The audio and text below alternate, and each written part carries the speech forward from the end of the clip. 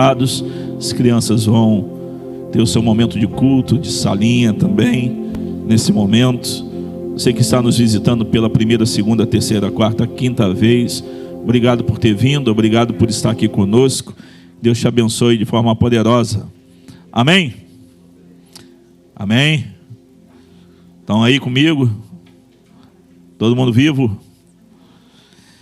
Graças a Deus. Meus irmãos, é bom o nosso encontro aos domingos, onde podemos olhar um para a cara do outro e ter compartilhado nos grupos pequenos no dia de semana e saber que Deus até aqui tem nos ajudado, que temos crescido, que temos nos desenvolvido, estamos tomando a forma de Cristo a cada dia, sendo tratados uns pelos outros, e isso é bom. Esses momentos que temos aqui como Igreja do Senhor são maravilhosos, são poderosos, e dá vontade de ficar aqui, dá vontade de ficar cantando, né? É aqui que eu me sinto muito bem, e ficar por aqui cantando isso. Mas nós temos realidades na segunda-feira, nós temos uma vida fora dessa realidade, e precisamos entender de verdade o que significa estar diante do Senhor, estar na Igreja do Senhor, e o que fazemos aqui todos os domingos, o que estamos anunciando aqui. Nós estamos anunciando que Jesus, ele veio nessa terra como homem, que ele morreu na cruz do Calvário, ressuscitou no terceiro dia e nos deu uma ordem de pregar o Evangelho. E nós estamos aqui porque pessoas foram comissionadas, nós existimos porque pessoas obedeceram à grande comissão, mas a Igreja do Calvário faz parte da grande comissão. E nós queremos que isso seja verdade e realidade em nossas vidas. Quando nós pensamos sobre a realidade da missão da igreja, e não a missão da Igreja do Calvário, mas da Igreja de Cristo, nossas vidas como cristãos, eu não sei se você chegou àquela fase da vida cristã, quando parece que vir à igreja e voltar para casa vai perdendo o significado, vai ficando chato, e parece que se for só isso, a gente precisa de algo mais.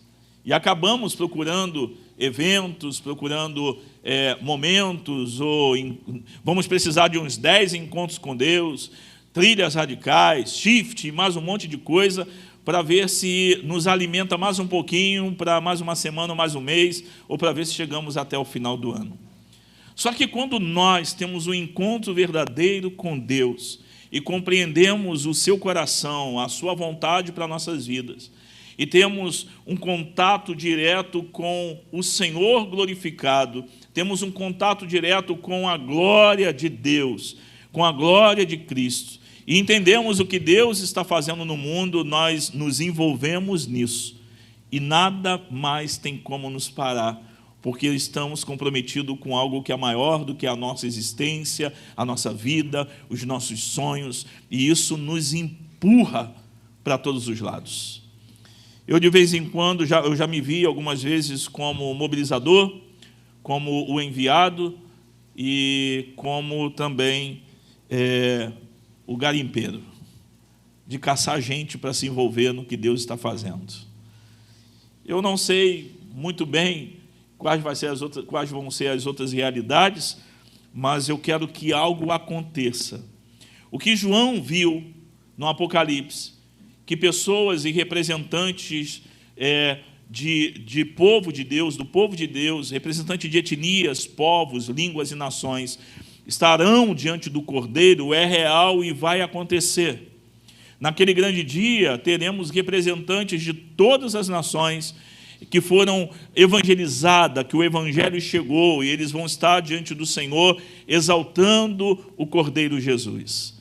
Eu não sei se você já parou para prestar atenção nas entradas das bandeiras, nas Olimpíadas ou em eventos assim internacionais, e quando os representantes das nações estão entrando ali com alegria, trazendo roupas que representam sua cultura, eles estão ali entrando com música que representa a sua cultura e com a bandeira que representa aquele povo. Todas as vezes que eu vejo isso, eu choro e quero que Deus me use para isso acontecer. Eu não sei se vão entrar assim naquele grande dia, ou como que vai acontecer, mas nós vamos identificar que pessoas de outras culturas e outras nacionalidades e outras etnias, que pode não ser uma nação politicamente organizada, mas um grupo étnico pequeno, talvez lá da Amazônia, estará ali diante do Senhor, adorando o nome dele, e isso vai acontecer. Você pode se envolver ou não, mas isso vai acontecer. Só que eu quero participar disso. Eu não vou ficar de fora mesmo. Eu quero andar por aí juntando gente que vai adorar o Cordeiro Jesus naquele grande dia.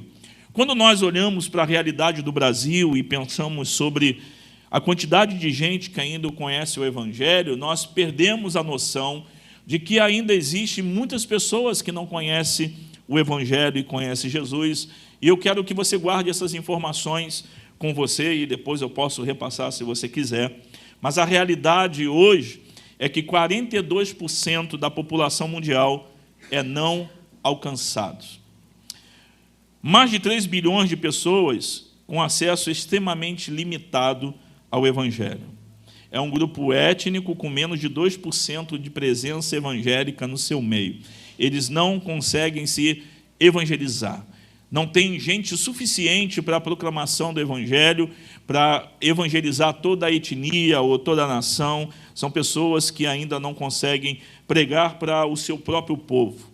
Eles não possuem movimento dentro da cultura que possa ajudar e cooperar. Eles não têm lá um lado oeste, eles não têm lá movimentos em que há mobilização para que as pessoas se envolvam na grande comissão. Não tem como se autopropagar.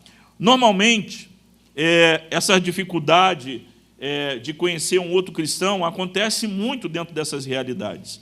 Eles não têm acesso a materiais evangélicos, eles não têm acesso, muitas vezes, à internet, eles não têm acesso, muitas vezes, ao conteúdo cristão, por bloqueio do próprio país que não aceita o cristianismo entrar naquele lugar. Então, eles podem tentar no Google buscar e procurar informação, e eles não vão encontrar. É claro que tem suas formas, e não é à toa que tem missionários digitais que rompem esses bloqueios para poder entrar nessas realidades e deixar lá no e-mail de alguém, chegar na caixa de spam de alguém, uma mensagem para a pregação do Evangelho. Se você gosta muito da área da informática, quem sabe você pode ser um desses missionários. 42% da população. Esses povos não alcançados somam 3,11 bilhões de pessoas. São 7 mil povos não alcançados no mundo. 7 mil povos que não têm acesso ao Evangelho. 7 mil povos. Quando a gente dá uma olhada para essa realidade e vê que eles estão longe de ser alcançados, e nós olhamos para a realidade da igreja brasileira, a realidade da igreja do Ocidente, a realidade das igrejas evangélicas, a gente pode pensar que não conseguimos alcançar essas pessoas porque não temos dinheiro, porque não temos pessoas e não temos como chegar a esses lugares. Mas olha só isso. A renda global dos cristãos, aí estão católicos, evangélicos, tudo misturado, a renda geral são 45 trilhões de dólares. Aqueles que declaram imposto, né, falam por aí que a igreja não declara nada, não paga nada, a gente paga sim. A gente tem custos mensais, a gente tem que honrar nossos compromissos. Então, aqueles que prestam contas de forma legal com seus recursos estão incluídos aqui nessa renda mundial. Nós prestamos conta para o governo de quanto entra e sai nessa igreja. Para vocês também nas assembleias da igreja. Cristãos, em geral, são 45 trilhões de dólares. Os evangélicos no mundo somam 7 trilhões de dólares. Investimento em causas cristãs está em 1,5% da renda cristã, os 700 bilhões de dólares investido em causas cristãs, investido em trabalhos, em eventos que são feitos. 0,11% da renda cristã, 45 bilhões, é investido em missões, de pregação do evangelho em tudo quanto é lugar. E 0,0064% da renda cristã, 450 milhões, é investido em povos não alcançados. Pode parecer muito dinheiro, mas não é. E esse dinheiro que está sendo investido nos povos alcançados, muitas vezes encontram barreiras da própria comunidade cristã. E esse dinheiro que é investido em povos não alcançados, chega, às vezes, em lugares que ainda não é tão difícil chegar, mas chega lá. Aí a gente dá uma olhada geral e vamos ver que a igreja cristã no mundo, ela dispõe de mais de 3.000 vezes os recursos humanos necessários e 9.000 vezes os recursos financeiros necessários para cumprir a grande comissão. Você entendeu? Nós temos gente e nós temos dinheiro para cumprir a grande comissão, como cristãos no mundo. Mas os evangélicos no Brasil doam cerca de 30 centavos por mês para alcançar um povo não alcançado. Essa é a estimativa do nosso gasto como igreja brasileira para alcançar os povos não alcançados. Por que isso? Porque a maior parte do dinheiro é gasto, às vezes, para abrir uma outra igreja da mesma denominação, porque aí leva o nosso nome, a gente tem várias coisas envolvidas, e aí a gente gasta mais. Quando a gente pensa nesses custos e que nós temos os recursos, nós temos as pessoas para alcançar os povos não alcançados, então qual é o problema da gente não conseguirmos? Por que nossa contribuição com missões custa menos do que o nosso lanche de final de semana? Lembre-se que isso é prioridade de Deus. Deus está trabalhando, Deus está em missão. Qual é o problema? Por que não alcançamos? Por que missionários valem menos do que o investimento num cachorro de estimação? Michele, mais 2 missionárias na casa de uma pessoa uma vez, a gente em treinamento, o custo com os cachorros lá valia mais do que o sustento delas, juntas. Você entende? Por que nós gastamos tanto com nossas próprias vidas, os recursos que Deus tem nos dado, sem levar em conta isso? Se o problema não é dinheiro, se o problema não são pessoas para poder alcançar, qual é o verdadeiro problema da missão?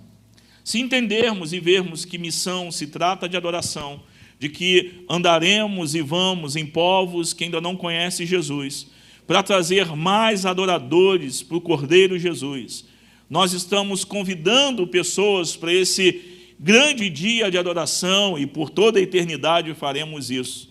Se isso é importante, de que se o juízo é uma realidade em que pessoas podem ir para o inferno, outras podem ir para o céu, que Deus julgará cada um segundo as suas obras e que a única coisa que vai nos salvar é o fato de reconhecermos que Jesus é o Salvador dos homens e vamos ser transformados pela ação do Espírito de Deus em nós, fazendo com que sejamos testemunhas para que o Senhor seja glorificado em nossas vidas. Se a realidade da adoração é a realidade do final dos tempos, é a realidade da eternidade, onde pessoas estarão diante do Senhor adorando e glorificando. É por isso que quem acha que o momento de adoração da igreja é uma coisa chata, o céu não é um lugar bom para essa pessoa ficar. Porque lá estaremos adorando ao Senhor Jesus. E se isso for chato, lá vai ser muito chato.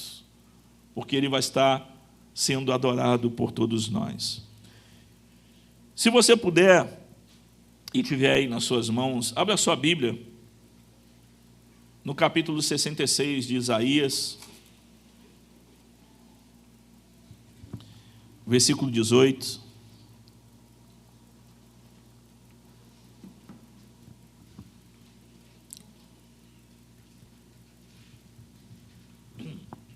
Amém?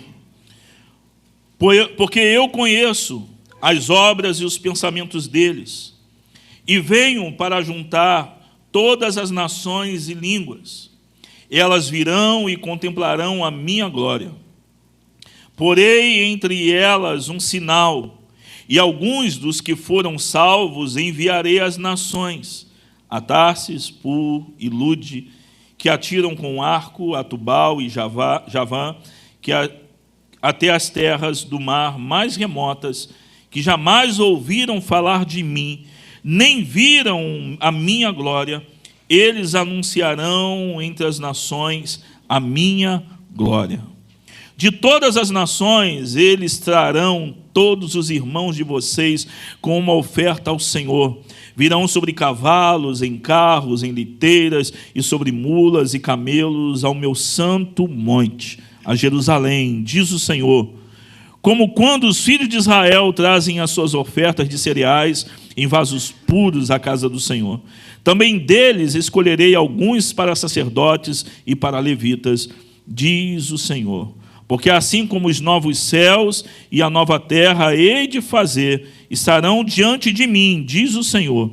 Assim também estarão diante de mim a posteridade e o nome de vocês. Quando nós lemos esse texto do final do livro de Isaías, nós precisamos entender algumas coisas para ficar claro.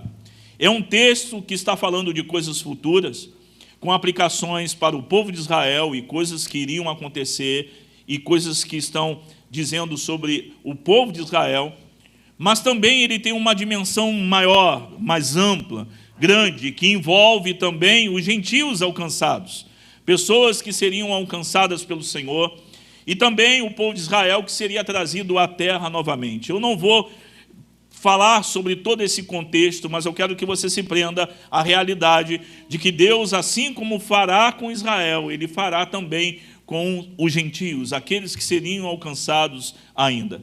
Isaías, ele fala sobre juízo de Deus, ele pinta o quadro do Cordeiro Jesus imolado, aquele que sem formosura, aquele que olhávamos para ele e não achávamos graça nenhuma, aquele que levou sobre um madeiro nossas dores, nossa culpa e morreu em nosso lugar. Ele fala também sobre o juízo de Deus sobre o povo de Israel, mas fala também sobre o Deus de Israel, que vai salvar o povo de Israel, que vai cuidar do povo de Israel, que vai restaurar o povo à sua terra depois do exílio. Mas ele aponta aqui para algo poderoso e maior, que é que Deus vai trazer gente dos cantos mais remotos da terra, de que Deus vai ajuntar esse povo diante dele para a adoração a ele mesmo, ao seu santo nome. Deus vai trazer essas pessoas para mostrar a glória dele, para manifestar a glória dele a esse povo. Isaías teve essa experiência com Deus quando ele vê de verdade, no capítulo 6, a glória de Deus. Ele vê a glória de Deus revela quem ele é, um pecador, um homem impuro que habita numa terra onde só tem pecadores. E ele tem medo de perecer, porque todos que têm um encontro verdadeiro com a glória de Deus e vendo a sua realidade, o que gera em nós é um medo da morte e de perecer, porque é grande e pesada a glória de Deus. Ele tem essa visão com a glória de Deus no ano que morreu o rei Uzias, e ele vê o Senhor assentado sobre um alto e sublime trono. Isso sempre vai estar pelas Escrituras, um alto e sublime trono. E aí esse manto enchia todo o templo, a glória dele enchia todo o lugar. Isaías foi tocado pela glória de Deus, e agora Isaías é um profeta que olha com os olhos de Deus, que fala com a boca de Deus e que vê coisas tão poderosas que ele não conseguia dimensionar as coisas que ele estava falando. A vida daqueles que têm um encontro com a presença e a glória de Deus vai além da sua própria existência, mas vai durar, perdurar e vai alcançar lugares e pessoas que nós proclamamos e falamos e que não imaginamos. Essa é a realidade de Isaías, e ele dispara algo aqui poderoso para todos nós. A adoração sempre vai disparar a missão. Não temos como ser uma igreja que adora, mas que não é missionária, não é missional, não proclama, não compartilha, não fala. Ele sabia disso por experiência própria, porque ele tem um encontro com a glória de Deus, gerando adoração, e automaticamente ele é enviado. Ele é enviado. Isso acontece com Jesus também. Naquela experiência que ele tem ali, a única resposta que ele pode dar para o Senhor que está falando com ele é: envia-me a mim. Estou aqui, Senhor. me envie. Eu quero ser aquele que anda por aí, juntando os seus adoradores para a glória do seu santo nome. Mas aqui no final das profecias de Isaías, ele deixa algumas coisas claras para a gente, e parece que é um padrão para a vida da igreja, para nossas vidas, que é que uma igreja que adora torna-se cada vez mais uma igreja missionária. Não vale de nada a gente estar aqui domingo após domingo se nós não proclamamos a glória de Deus amanhã e toda semana. Aqueles que veem de verdade a glória do Senhor são compelidos a proclamar e a chamar outros para que vejam o Senhor, para que vejam a glória do Senhor. Então a adoração no meio daqueles que não adoravam e rejeitavam a Deus é restaurada, e aqueles que são alcançados são compelidos agora também a servir o Deus que está em missão, trazendo pessoas para a adoração do seu próprio nome. Meus irmãos, nós somos uma igreja nova, apesar de sermos crentes às vezes mais velhos, mas somos uma igreja nova. Nessa igreja, nós estamos comprometidos com missão, porque nós adoramos e sabemos quem estamos adorando. Nós queremos de verdade participar daquilo que Deus está fazendo entre os povos não cansados. Nós queremos mandar dinheiro para lá, e nós queremos ter aqui os dias de despedida, onde vamos colocar a mão sobre pessoas nesse lugar que estarão sendo enviados para os povos não alcançados, e que o Senhor leve o que temos de melhor, que o Senhor leve tudo que estiver à disposição dele nesse lugar. E se ninguém quiser ir, nós vamos ser, a liderança vai ser, eu acho que a primeira a ir embora. E não é brincadeira, não. A gente conversa isso o tempo todo. A igreja do Calvário faz parte da grande comissão, está envolvido nisso, e é isso que queremos. E no decorrer do tempo, nós vamos chegar até onde Deus quiser. Ao ponto, irmãos, eu quero compartilhar isso com vocês. Antes de qualquer recurso aqui ser compartilhado com os pastores dessa igreja, essa igreja já sustenta os missionários, e eles têm prioridade na frente dos ministros da igreja. E a gente não está fazendo isso para se vangloriar. Nós fazemos isso porque é isso que queremos fazer até Jesus voltar para buscar o seu povo. Ele está falando sobre o que vai acontecer no fim dos tempos. É uma promessa de Deus para o povo dele, o povo hebreu, o povo de Israel, mas também para nós. Existe uma realidade que Deus está criando, um novo céu, uma nova terra, onde estaremos diante do Senhor em adoração, e olhando para a glória de Deus, quando temos um encontro com Ele de verdade, nós vamos descobrir o que Ele está fazendo, o que Ele quer fazer, e nós teremos um vislumbre do que será na eternidade, ainda que seja de verdade como uma nuvem, que a gente não consegue entender muito bem. A adoração, ela é uma amostra do que vamos experimentar. Nós estamos aqui apenas vendo as coisas como um pobre reflexo das coisas futuras. Nós adoramos, Jesus está aqui, mas ainda é como um espelho. Mas vai chegar um momento que veremos face a face, meu irmão. Vai ter um momento que o Cordeiro estará diante de nós, e nós o veremos face a face como Ele é de verdade. E esse vislumbre da glória de Cristo, em cada canto, em cada adoração, na pregação, ao redor da mesa do Senhor, e de tudo que estamos fazendo, estamos apontando porque queremos ver a glória de Deus, e apontando como serão as coisas no futuro. Seu amor por nós é mais profundo do que qualquer pessoa pode imaginar. O poder dele é mais forte do que qualquer outra coisa que podemos imaginar. A santidade dele é tão pura, tão poderosa, que nós tocamos ainda devagar. Mas essa santidade será derramada naquele dia. O peso da glória dele estará de forma total naquele grande dia, e nós estaremos vendo todas as coisas por completo, sem nenhum tipo de nuvem, e vamos ver Ele. Você já tem experimentado o próprio Criador na sua vida cristã? Você tem experimentado a glória de Deus em momentos de cultos, de adoração, e às vezes nos jogamos no chão com um pouquinho disso. Nós choramos, nossa carne treme, com um pouquinho disso. Mas nós já estamos experimentando hoje.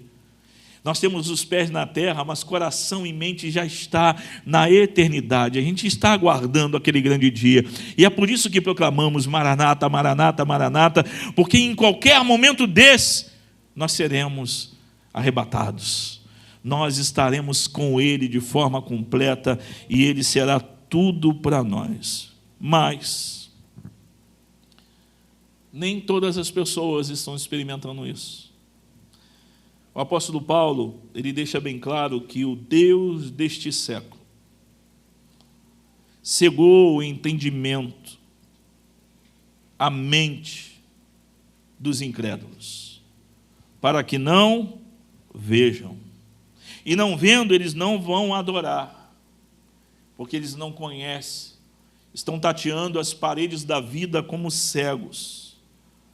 Eles não conseguem ver, eles não conseguem ouvir, os seus ouvidos estão tapados para a voz de Cristo. Essa é a nossa condição caída, a condição caída de todos os homens. Não conseguem se achegar a Cristo, não conseguem ver a Jesus, não conseguem ouvir a voz de Deus, porque tem alguém empenhado em tapar os seus ouvidos, em deixá-los cegos. Eles não conseguem ver, estão na escuridão, estão mortos em seus pecados, e eles precisam de uma coisa que muda tudo: alguém proclamando que Jesus vive.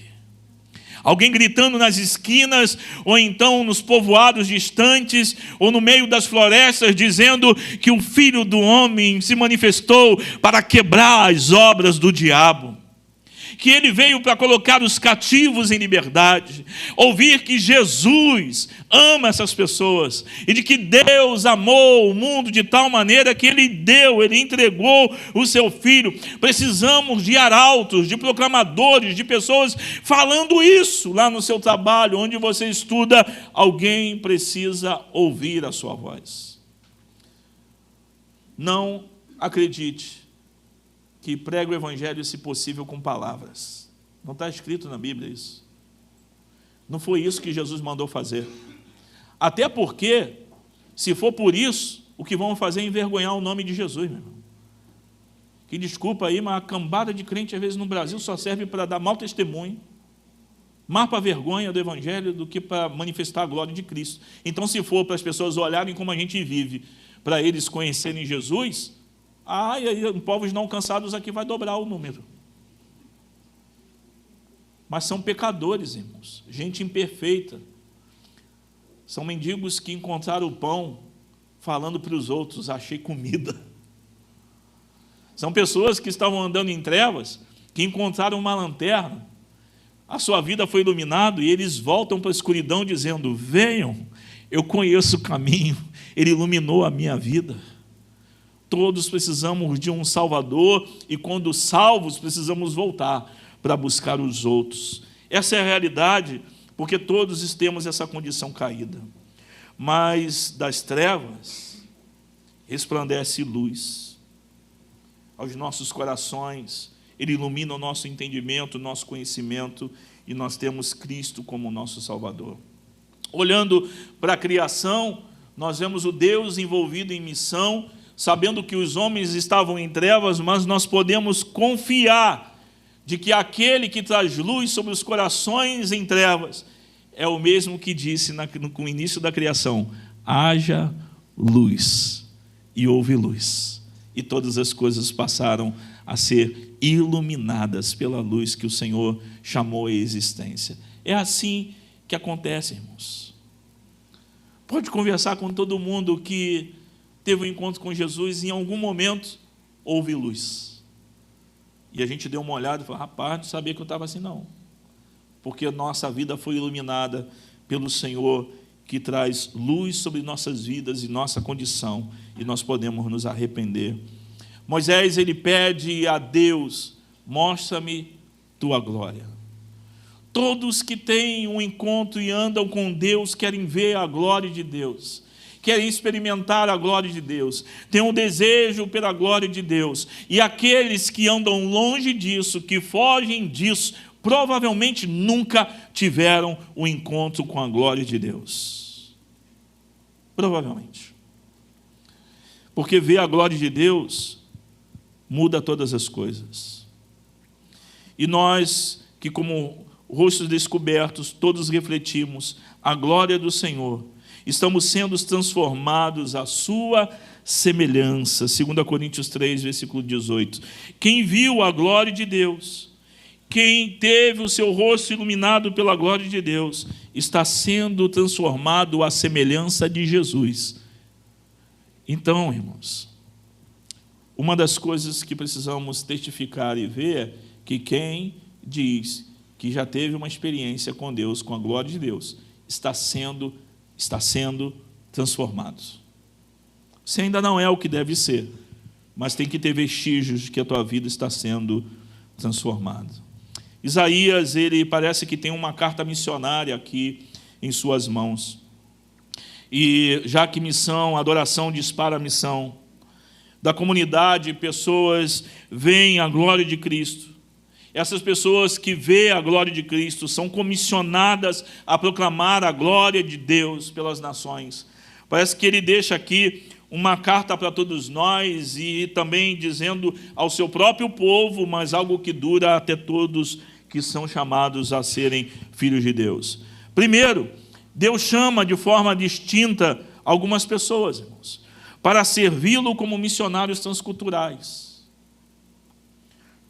Todos somos missionários, todos somos chamados para proclamar o Evangelho, sim, mas alguns são separados para servirem de forma diferente em alguns lugares. Vou enviar alguns, Isaías 66, 19. Vou enviar alguns para outros lugares, para outros cantos.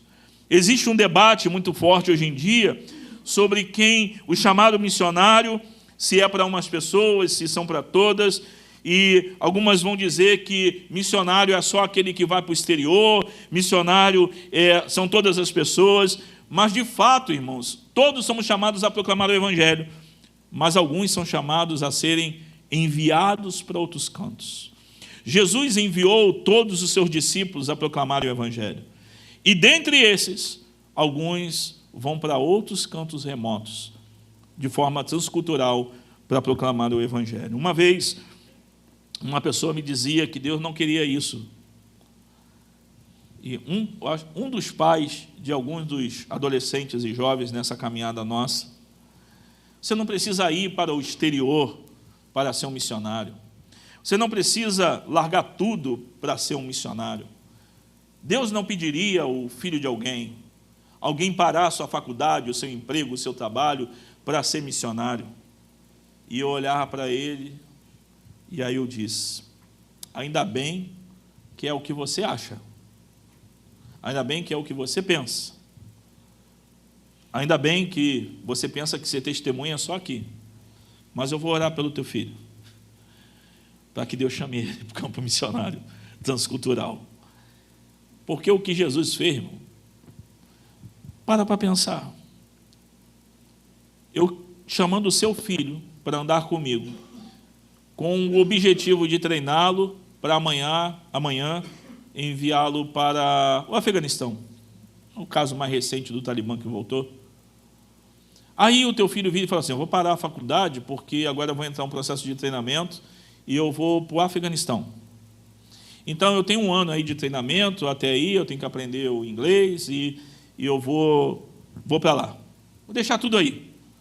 Pai, não vou poder te ajudar mais na oficina, fazer o bico aí, não vou poder mais cooperar com você, e agora eu estou parando tudo, estou parando a vida para viver uma outra vida. Não precisa me falar não, mas seja sincero. Qual seria a sua conversa entre os amigos mais íntimos, ou então em outro lugar? O pastor agora está doidão. Ficar pegando o filho dos outros agora e falando agora que Deus quer que viva aí, que morra em algum canto. Seja sincero, irmãos. O que você falaria? Você não ia xingar um bocadinho, não? Fala, meu filho, minha filha, não. Jesus seria o cara mais irresponsável, meu irmão, hoje em dia, porque ele pegou um monte de jovem para andar com ele. Os discípulos não eram burro velho, não. Nenhum deles estava assim, a gente tentou tudo na vida, deu errado, agora vamos ser missionários. Muita gente pensa isso. Eles estavam pescando, trabalhando, bem-sucedidos na vida. Jesus se meteu na vida deles e tirou eles desses lugares. Foi aquele bando de gente andando com Jesus. Você imagina o que falavam? Esse daí fica andando por aí, ó, trazendo galera para ele. Como que sustenta esse pessoal?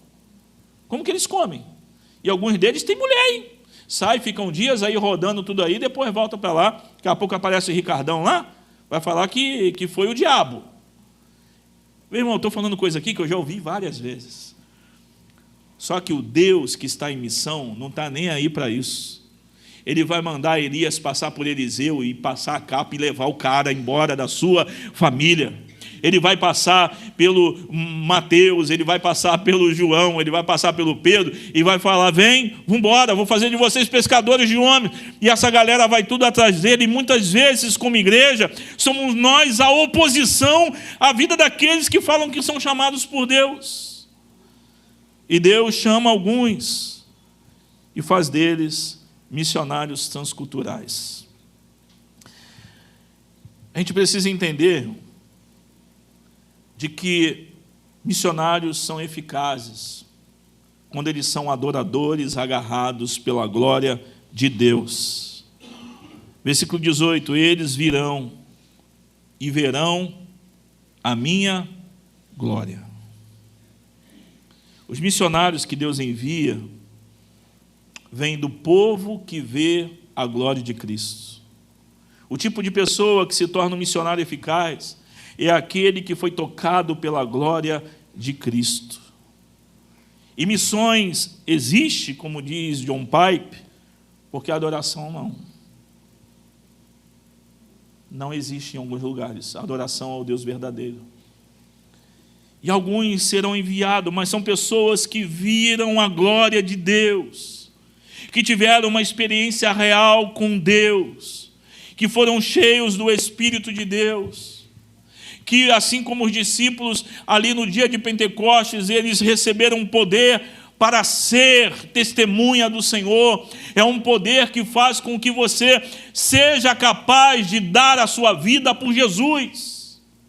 Não é poder para ficar por aí profetizando dentro das igrejas, não é poder para ficar aí tendo revelação, é poder para manifestar os dons, é poder para manifestar a vida, ao ponto de que se alguém pedir a sua vida, por causa do Evangelho, você entregar. Foi esse poder que aquela igreja recebeu. Eles eram presos e adoravam. Eles eram maltratados e adoravam. Eles eram mortos, mas morriam adorando o Cordeiro, porque eles viram a glória daquele que foi enviado por Deus. Eles viram a glória de Deus em Jesus e estavam capazes. Eram pessoas que estavam disponíveis para Jesus ao ponto de entregarem as suas vidas por Ele.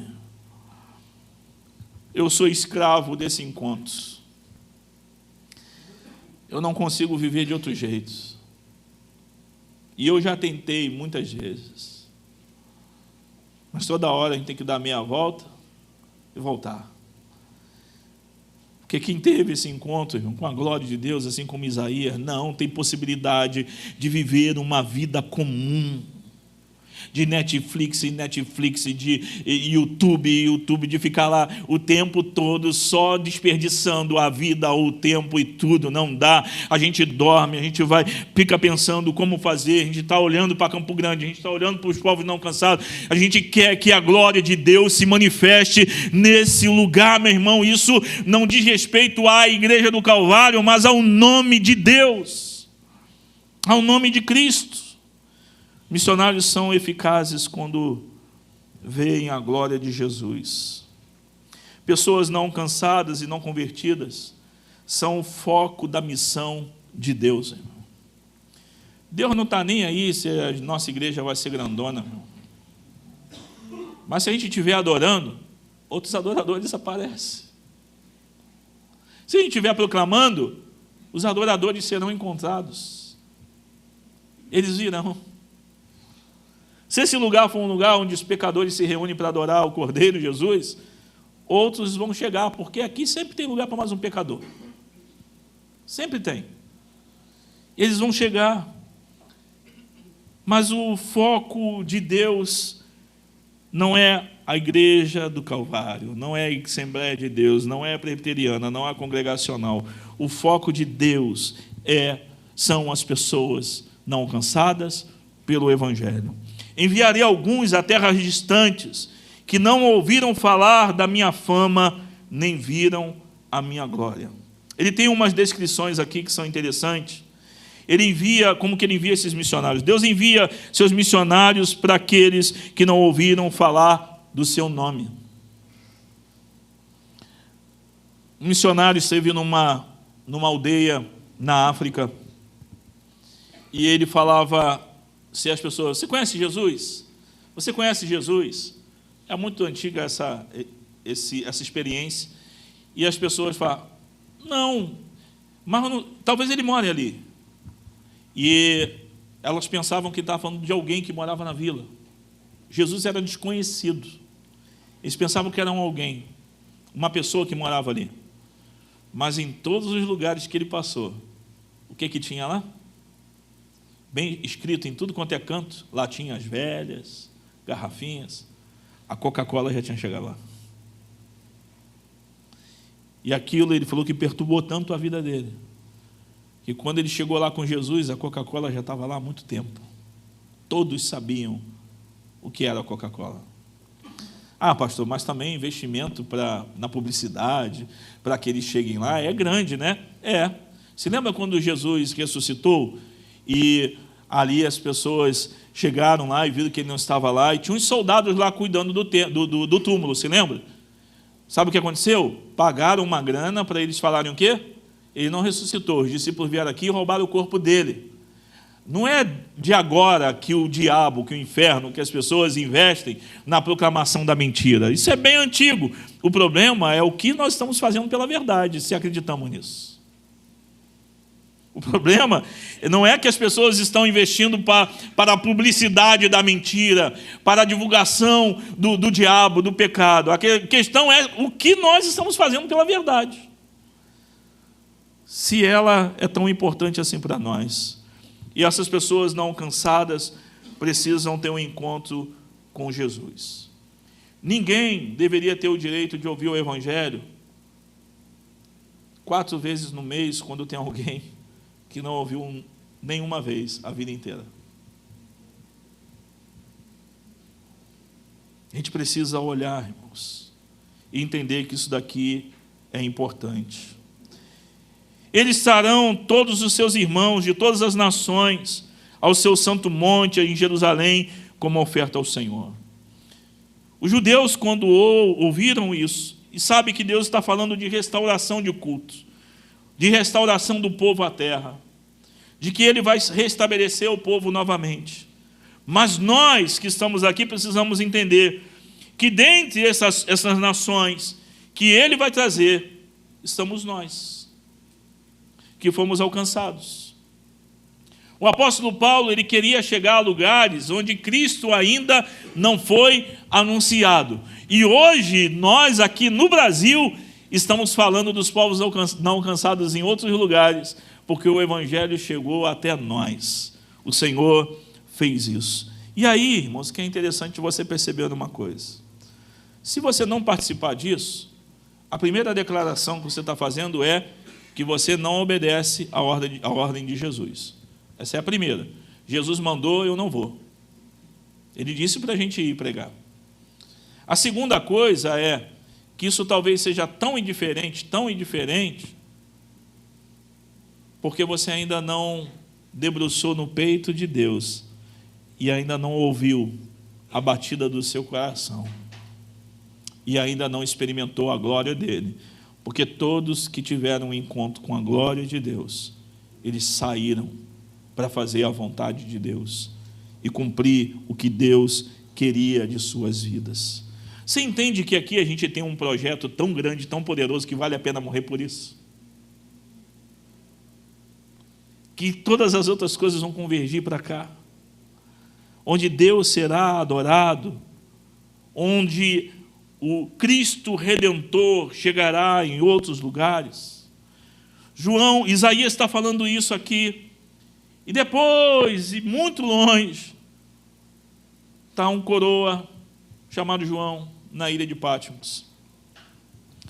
E ele vê a glória e a honra das nações sendo trazidas a Deus, para que ele fosse glorificado, para que aqueles que viriam do norte, do sul, do oeste, de todas as regiões, glorificando o Senhor. Imagina isso na sua mente. Eu não sei, isso aqui é mundo de Bob mesmo, irmãos, mas aquele dia em que a gente não está escrito na Bíblia, irmão, a gente tem que ter muito cuidado. Eu fico imaginando aquele dia que vamos estar todo mundo lá se ajuntando.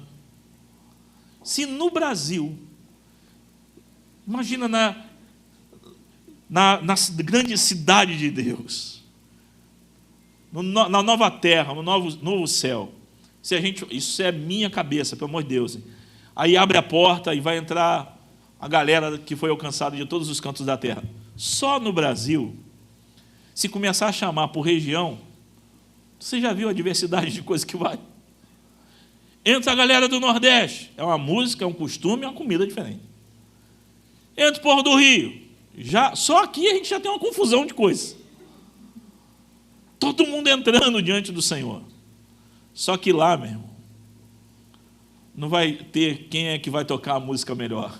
Tem que, no céu vai ser chato. Se lá cada um for tocar a música de sua etnia, de sua nação, meu irmão, não vai parar o louvor nunca diante do Senhor, em adoração, em glorificação, porque Deus ama as nações, Ele ama as cores das nações, Ele ama a diversidade das nações, Ele ama, e diante dEle vai estar esse monte de gente adorando o Cordeiro Jesus, do jeito dEle, Ele sendo exaltado, e João, ele está tendo uma visão de algo poderoso, mas Isaías estava morto, mas Isaías também viu. Dizia, um dia, ele vai ajuntar gente de todos os cantos. Estarão diante dele, adorando o Senhor. Povo reunido diante dele, da glória dele. Pessoas que ouviram a proclamação, por pessoas que tiveram um encontro, gente que viu, gente que apalpou, gente que conviveu e teve uma experiência com Cristo ressurreto, entregando suas vidas para que outros cheguem também diante dele. A sua vida é curta demais para você passar tempo desperdiçando ela. Gaste a sua vida por aquilo que Jesus gastou a dele, que foi fazer a vontade do Pai e alcançar pessoas para a glória do nome dele. Jesus gastou a sua vida assim. Haverá, com a ajuda de Deus, haverá. Eu botei alguns aqui, mas você pode imaginar. Marchando com o povo redimido de Deus, para aquele grande dia. Pessoas da Albânia, do Chad,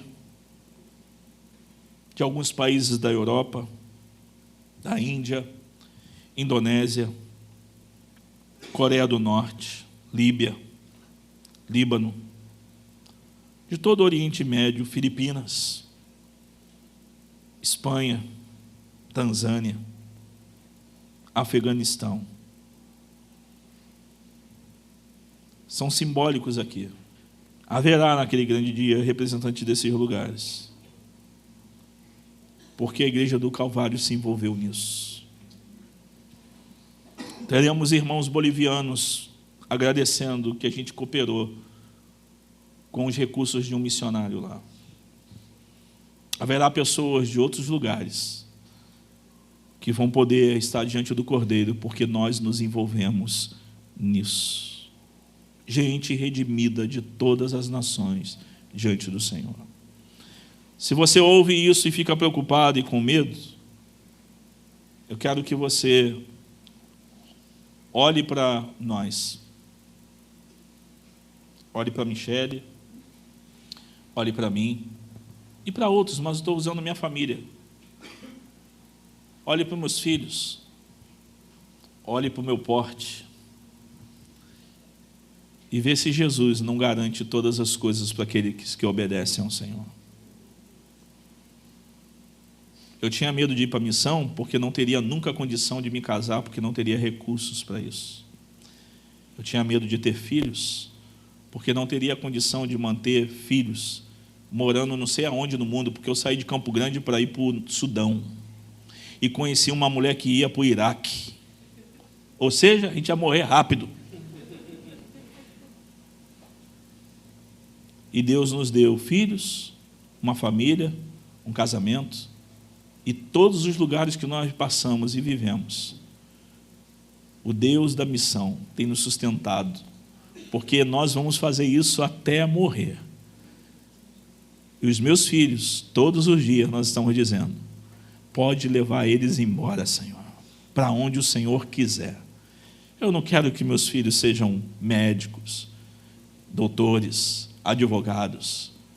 Não importa o que eles vão fazer para viver e para conseguir o seu dinheiro.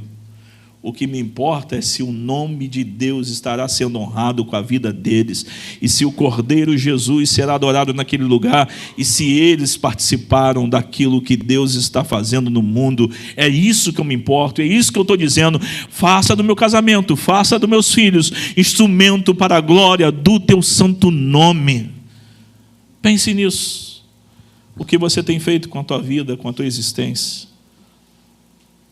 Se você quer algo legal e bom para gastar a tua vida, se envolva com Deus que está em missão. E aí, você vai achar uma causa para morrer por ela. Não só viver, mas para morrer por ela. Eu sei o que eu vou estar fazendo no dia que Deus me chamar. Estarei envolvido com a proclamação do nome do Cordeiro Jesus, em qualquer lugar que eu estiver. E assim eu vou morrer. E quando chegar esse dia, eu quero que vocês lembrem-se que eu gastei minha vida por isso. Espero que eu não morra amanhã, porque quem fala essas coisas, às vezes, ainda mais sendo pastor, Deus costuma levar no outro dia. Se o Senhor quiser, me deixa mais uns dias aqui. Mas pense na tua vida. Ore nesse momento.